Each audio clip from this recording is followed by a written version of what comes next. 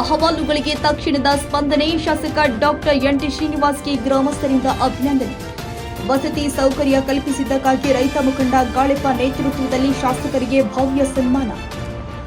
ಅರ್ಹ ಫಲಾನುಭವಿಗಳಿಗೆ ನ್ಯಾಯ ಒದಗಿಸುವುದೇ ನಮ್ಮ ಗುರಿ ಎಂದ ಶಾಸಕ ಎನ್.ಟಿ. ಶ್ರೀನಿವಾಸ್. ವಿಜಯನಗರ ಜಿಲ್ಲೆಯ ಕೂಡ್ಲಿಗಿ ಕ್ಷೇತ್ರದ ಶಾಸಕ ಡಾಕ್ಟರ್ ಎನ್.ಟಿ. ಶ್ರೀನಿವಾಸ್ ರವರು ಸಾರ್ವಜನಿಕರ ಸಮಸ್ಯೆಗಳಿಗೆ ಸ್ಪಂದಿಸುವುದರ ಮೂಲಕ ಜನರ ಮೆಚ್ಚುಗೆಗೆ ಪಾತ್ರರಾಗಿದ್ದಾರೆ. ಇತ್ತೀಚೆಗೆ ತಮ್ಮ ಅಹವಾಲುಗಳನ್ನು ಆಲಿಸಿ ವಸತಿ ಸೌಲಭ್ಯ ಕಲ್ಪಿಸಿಕೊಟ್ಟಿದ್ದಕ್ಕಾಗಿ ರೈತರು ಮತ್ತು ಮಹಿಳೆಯರು ಶಾಸಕರನ್ನ ಭೇಟಿ ಮಾಡಿ ಗೌರವ ಸಲ್ಲಿಸಿದ್ದಾರೆ. ಕೂಡ್ಲಿಗಿ ಪಟ್ಟಣದ ಶಾಸಕರ ಜನಸಂಪರ್ಕ ಕಚೇರಿಯಲ್ಲಿ ಇಂದು ಸಂಭ್ರಮದ ವಾತಾವರಣ ಮನೆ ಮಾಡಿತು. ಕ್ಷೇತ್ರದ ವಿವಿಧ ಗ್ರಾಮಗಳಿಂದ ಆಗಮಿಸಿದ ರೈತರು, ಮಹಿಳೆಯರು ಮತ್ತು ಗ್ರಾಮಸ್ಥರು ರೈತ ಮುಖಂಡ ಗಾಳೆಪ್ಪರವರ ನೇತೃತ್ವದಲ್ಲಿ ಶಾಸಕ ಡಾಕ್ಟರ್ ಎನ್.ಟಿ. ಶ್ರೀನಿವಾಸ್ ಅವರನ್ನ ಭೇಟಿ ಮಾಡಿದ್ರು. ತಾವು ಸಲ್ಲಿಸಿದ ವಸತಿ ಅಹವಾಲುಗಳಿಗೆ ಸಕಾರಾತ್ಮಕವಾಗಿ ಸ್ಪಂದಿಸಿ ಅರ್ಹ ಫಲಾನುಭವಿಗಳನ್ನು ಆಯ್ಕೆ ಮಾಡಿ ಸರ್ಕಾರಕ್ಕೆ ಶಿಫಾರಸು ಮಾಡಿದ್ದಕ್ಕಾಗಿ ಶಾಸಕರಿಗೆ ತುಂಬು ಹೃದಯದ ಕೃತಜ್ಞತೆ ಸಲ್ಲಿಸಿದರು. ಶಾಸಕರಿಗೆ ಭಾರಿ ಗಾತ್ರದ ಹೂವಿನ ಹಾರ ಹಾಕಿ ಶಾಲು ಹೊದಿಸಿ ಸನ್ಮಾನಿಸಿ ಗೌರವಿಸಲಾಗಿದೆ. ಕ್ಷೇತ್ರದ ನಿರಾಶ್ರಿತರಿಗೆ ಮತ್ತು ಬಡವರಿಗೆ ವಸತಿ ಸೌಕರ್ಯ ಒದಗಿಸುವಲ್ಲಿ ಶಾಸಕರು ತೋರಿರುವ ಕಾಳಜಿ ಶ್ಲಾಘನೀಯ. ಮುಂದಿನ ದಿನದಲ್ಲೂ ಕೂಡ ಸರ್ಕಾರದ ಎಲ್ಲಾ ಸೌಲಭ್ಯಗಳು ಅರ್ಹರಿಗೆ ತಲುಪುವಂತೆ ಸಂಬಂಧಪಟ್ಟ ಇಲಾಖೆಗಳಿಗೆ ಶಾಸಕರು ಸೂಚನೆ ಕೊಡಬೇಕು ಅಂತ ನಾವು ವಿನಂತಿ ಮಾಡ್ತೀವಿ.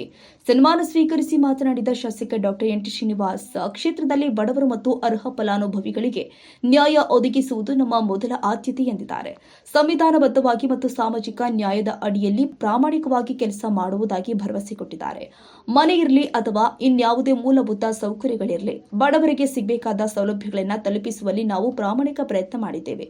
ಸಾಮಾಜಿಕ ನ್ಯಾಯದ ಅಡಿಯಲ್ಲಿ ಅರ್ಹರಿಗೆ ಸೌಲಭ್ಯ ಸಿಗುವಂತೆ ಮಾಡುವುದು ನಮ್ಮ ಜವಾಬ್ದಾರಿ. ಮೊದಲನೇದಾಗಿ ಆಯ್ತಾ, ಎಲ್ಲ ನನ್ನ ಅಕ್ಕಂದರಿಗೆ, ತಾಯಂದರಿಗೆ, ನನ್ನ ಸಹೋದರರಿಗೆ ಕ್ಷಮೆ ಕೇಳ್ತೀನಿ. ಕಾಯಿಸಿದ್ದಕ್ಕೆ ಸುಮಾರು 2 ತಿಂಗಳು, ಜನವರಿ 22ರಿಂದ ಆಯಿತಾ, 1 ತಿಂಗಳು 20 ದಿವಸ ಆಯಿತು. 2 ತಿಂಗಳಿಂದ ಒಂದು ವಿಶೇಷ ಅಧಿವೇಶನ ಇತ್ತು ಆಯಿತಾ, ನರೇಗದು. ಆಮೇಲೆ ನಮ್ಮ ಬಜೆಟ್ ಅಧಿವೇಶನ ಇತ್ತು. 2 ತಿಂಗಳಿಂದ ನಿರಂತರವಾಗಿ ಅಧಿವೇಶನ ಮತ್ತು ಈ ಕಾರ್ಯಕ್ರಮಗಳ ಒತ್ತಡದಲ್ಲಿ ಕ್ಷೇತ್ರಕ್ಕೆ ಟೈಮ್ ಕೊಡೋಕ್ಕಾಗಿರಲಿಲ್ಲ. ಆಯಿತಾ, ಸಾರ್ವಜನಿಕರ ಭೇಟಿಗಾಗಿರ್ಬೋದು ಮತ್ತು ಜನತಾ ದರ್ಶನ ಆಗಿರ್ಬೋದು, ಆಡಳಿತಾತ್ಮಕ ನಿರ್ಣಯ ಕೈಗೊಳ್ಳೋಕ್ಕಾಗಿರಲಿಲ್ಲ. ಈ ಎಲೆಕ್ಷನ್ ಮತ್ತು ಎಲೆಕ್ಷನ್ ಇದೆಲ್ಲ ಆದಮೇಲೆ ಇವತ್ತೇ ತುಂಬ ದಿವಸ ಆದಮೇಲೆ ಕ್ಷೇತ್ರಕ್ಕೆ ಊರಿಗೆ ಬಂದು ಹೋಗ್ತಿದ್ದೆ ಆಯಿತಾ. ಆದರೆ ಕೂಡ್ಲಿಗೆ ಆಲ್ಮೋಸ್ಟ್ 1 ತಿಂಗಳು ಆದಮೇಲೆ ಬಂದಿದ್ದೀನಿ. ಅದಕ್ಕೆ ಸಾರ್ವಜನಿಕರು ಬೆಳಗ್ಗೆಯಿಂದನೂ ಭಾಳ ಕಾಯ್ತಾ ಇದ್ದಾರೆ. ಅದಕ್ಕೋಸ್ಕರ ನೀವು ಕಾಯಿಸ್ಬೇಕಾಯ್ತು. ಅದಕ್ಕೆ ನಾನು ಕ್ಷಮೆ ಕೇಳ್ತೀನಿ. ಆಮೇಲೆ ಎರಡನೇದು ಆಯಿತಾ, ಸೊ ನಮ್ಮ ಅಪ್ಪರ ಕಾಲದಿಂದನೇ ಆತ ರೈತ ಮುಖಂಡ, ಹೋರಾಟಗಾರ ಅಂತ ಗುರುತಿಸ್ಕೊಂಡಿದ್ದಾರೆ. ಅರ್ಥ ಆಯ್ತಾ, ಜನಮನ್ನೇ ಗಳಿಸಿದ್ದಾರೆ ಆಯಿತಾ. ಈಗ ಇವೆಲ್ಲ ದುಡ್ಡು ಕೊಟ್ಟರು ಜನ ಸೇರ್ಸೋದು ಕಷ್ಟ ಐತೆ. ಈ ಬೆಳಗ್ಗಿಂದ 100 ಜನ ಹಿಂಗೆ ರೈತರನ್ನ ಜನಪರವಾಗಿ ಕಳಿಸಿದ್ರೆ ಅಂದರೆ ಆತನ ಶಕ್ತಿ ಏನೈತೆ ಅಂತೇಳಿ ನಮ್ಗಾಗಲೇ ಗೊತ್ತಾಗ್ತದೆ.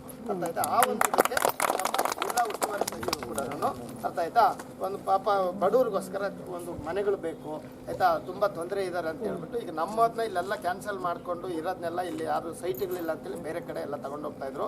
ನಾವು ಹಠ ಮಾಡಿ ನಿಲ್ಲಿಸಿ ಮತ್ತು ಅವ್ರು ಕಾಲು ಇಟ್ಕೊಂಡು ಇಲ್ಲೇ ತುಂಬ ಅವಶ್ಯಕತೆ ಅಂತೇಳಿ ಒಂದು 622 ಸ್ಲಮ್ ಬೋರ್ಡಿಂದ ಲೇಔಟ್ ಮಾಡ್ತಾಯಿದ್ವಿ. ಅದೇ ರೀತಿ ಭಾಳ ಸರಿ ಕೇಳ್ಕೊಂಡಾಗ ಒಂದು ವಿಶೇಷವಾಗಿ ಒಂದು ಪಂಚಾಯತಿಗಳಿಗೆ, ಉಜ್ನಿ ಪಂಚಾಯತಿ ಕಾಳಾಪುರಕ್ಕೆ, ನಮ್ಮ ಉಜ್ನಿ ZP ಲಿಮಿಟಲ್ಲಿ.